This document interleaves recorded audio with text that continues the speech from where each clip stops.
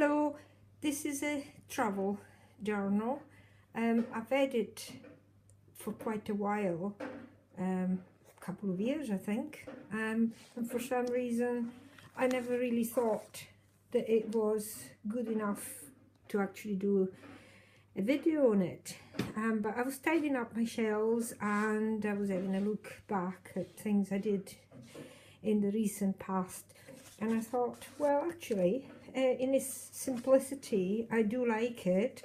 I did most of it in our camper van at night, so I had very limited resources of what I could use, just a few felt pens and sticks of glue and bits and bobs that I gathered throughout the day during our travels. And the place was the Hebrides, Western Isles, Scotland, which are extremely remote and extremely beautiful. Anyone that has a chance to visit there, I would severely recommend it.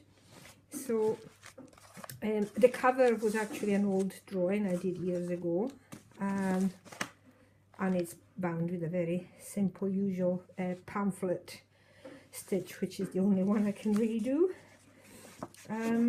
So again, there's a different mixture of all sorts of things, and here it shows you exactly where we were. So this is Scotland, the Highlands, the northern part, and the Hebrides are way out there, lost in the ocean, and they're very wild and remote places, and they're exceedingly beautiful. Or did I already say that? Actually, it was September 2014, so it's not quite a couple of years.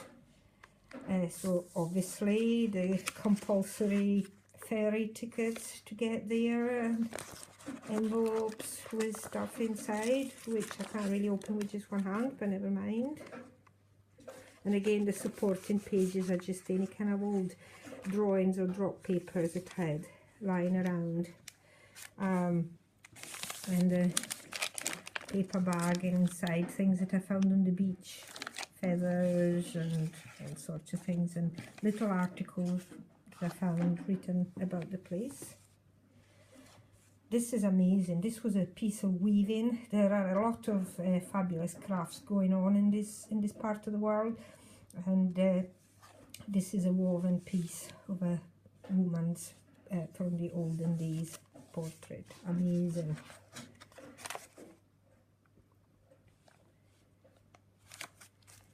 Stornoway black pudding is supposed to be the best, and it really is really good.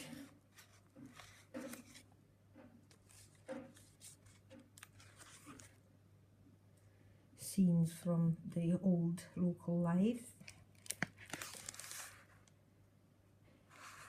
Shopping list from things that I had to buy.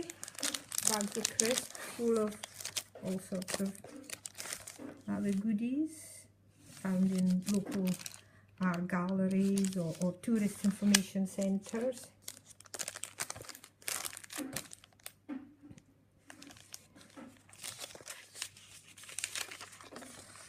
Receipts.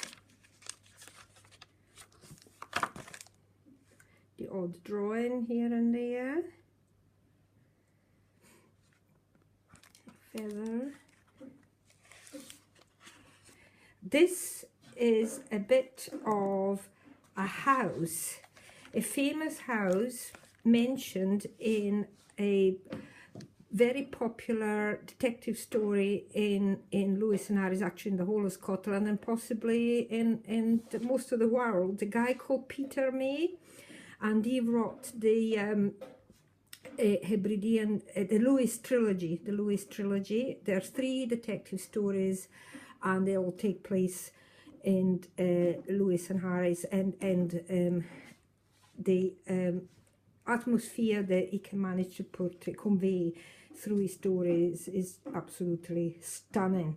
So his books became very popular, and in his books he mentioned several different places, and they were fictitious places obviously, but you can actually follow a route to go and find the places that he describes. And his auntie's house was one, so we went to it, and it was a derelict building, and I took a bit of rendering from the outside, and I stuck it in my journal. I love those books, so anybody that want to read good detective stories full of poetry and atmosphere is Peter May, the Lewis trilogy, and they're ever so good. And no, I don't get commission from him. It doesn't need to. I think so many people have read them, sold a lot. They're very popular. Sheep, more stuff in these envelopes, which I can't take out with just one hand.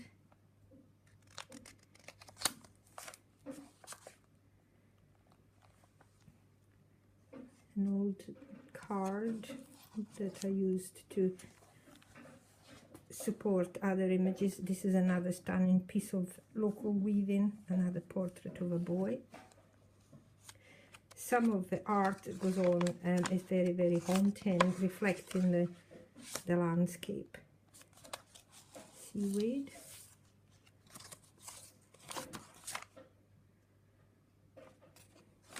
Again, I apologize for causing seasickness with my iPad going up and down.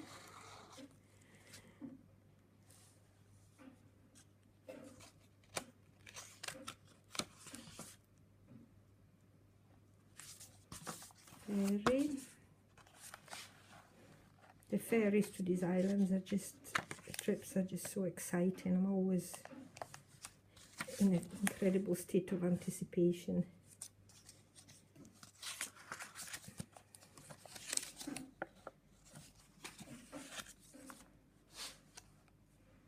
More maps of places on the island of Lewis where we went.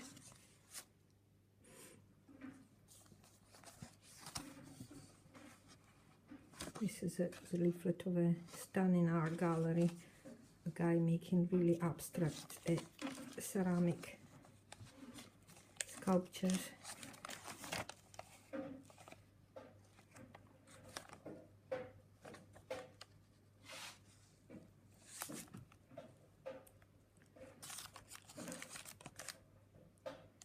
The standing stone of Callanish, again on the island of Lewis. A magical place. We were there actually at sunset.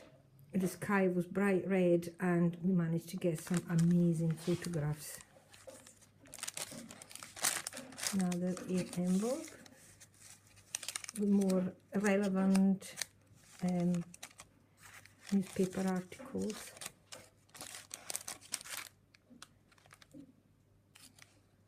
This is an old image of some of the inhabitants of the most outreaching and remote island of St Kilda that was evacuated. I think, was it in the 40s or 30s? I can't remember exactly, but they had a very primitive lifestyle.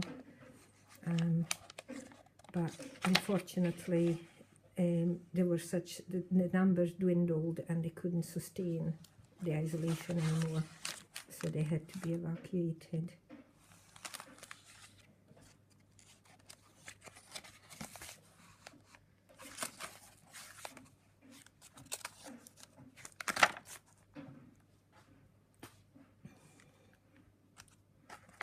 And here, of course, one thing you want to put in your journal is the fact that you have to get anti-mold spray and olive oil. Everyone wants to know that about you, of course.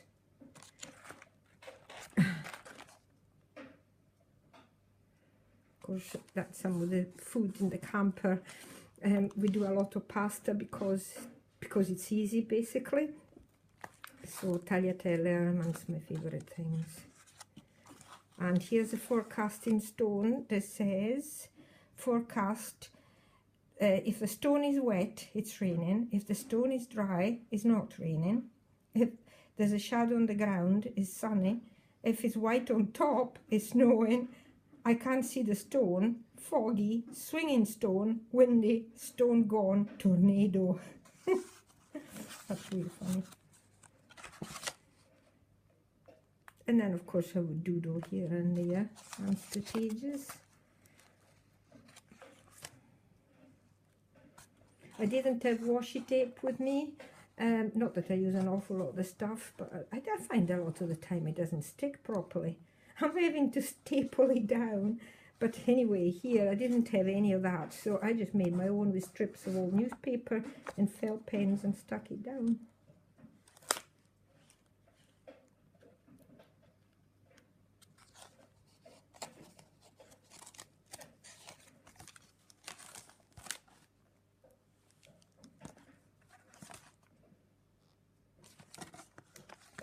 The colour of the sea and the island of Harris, look at the green, and it really, really is like that. I've seen the most amazing beaches. They are the best, they are amongst the best in the whole world. And the fact that the weather is not particularly conducive to swimming does mean that they're mostly deserted most of the time.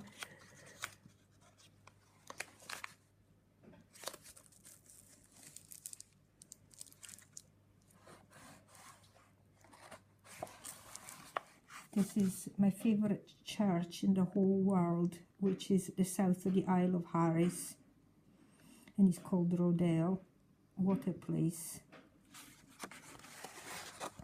And that's it. Well, even if this encouraged one person to come and visit, it's been worth it. Thank you. Bye-bye.